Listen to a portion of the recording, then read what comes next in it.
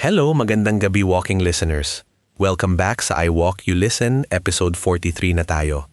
Lakad-lakad muna tayo ngayong gabi habang nagsashare ako ng panibagong kwento.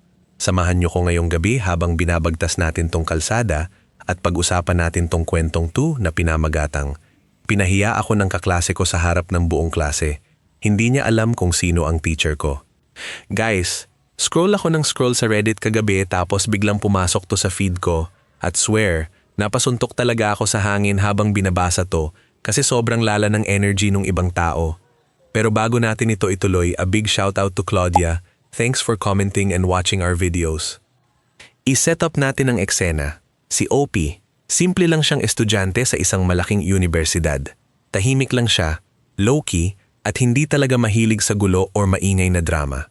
Fast forward sa isang major subject nila kung saan nagkataong may naging kaklase siyang super entitled na guy, tawagin na lang natin siyang Bruno.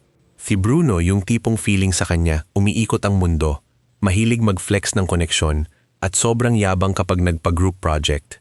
First day pa lang ng klase, late na ngang dumating ang prof nila, pero itong si Bruno, nagmamagaling na agad at pinapairal ang power trip sa klase. Dito na nagsimula ang totoong drama, at grabe, laking red flag talaga. Nagpa-pop quiz yung prof nila via online submission habang nagle-lecture sa harap. Si OP, dahil tahimik lang at abala sa laptop niya, biglang pinuntahan nitong si Bruno. Sa harap ng buong klase, halos isigaw ni Bruno na nangungopya daw si OP at walang karapatang maging bahagi ng department na yon. Pinahiya niya si OP ng sagad-sagaran, tinawag pa na pabigat, at pinalalabas sa silid para raw hindi nakakasira sa standing ng klase. Tahimik lang si OP na nagpack ng gamit niya habang yung buong klase ay nakatitig lang at sobrang awkward ng paligid. Pero hindi alam ni Bruno, yung tinutukoy niyang prof na di umano'y tita niya at magtatanggol sa kanya ay mismong nanay pala ni OP.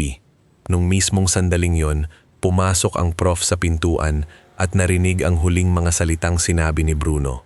Cold na pumasok yung prof, tinawag si Bruno sa harap, at doon mismo sa system draft hosting ng university ay ipinilit na i-check ang submission history at logs. Lumuwa ang mata ni Bruno nung makitang si OP ang nanguna sa buong department sa score, habang si Bruno pala ang gumamit ng AI tool para mag-cheat.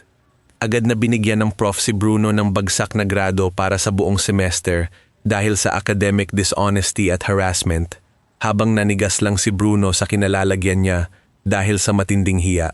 Sobrang satisfying nung poetic justice, di ba? Akala niya siguro makakapangbuli siya ng ganun-ganun na lang ng walang resibo o respeto sa kapwa. So, anong tingin niyo sa nangyari? Deserve ba ni Bruno yung instant karma na nakuha niya o medyo harsh lang yung naging bagsak sa kanya?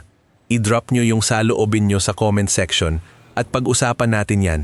Mag-like at mag-subscribe na rin kayo para sa mga susunod pa nating lakad. Ingat kayo sa pag-uwi, walking listeners.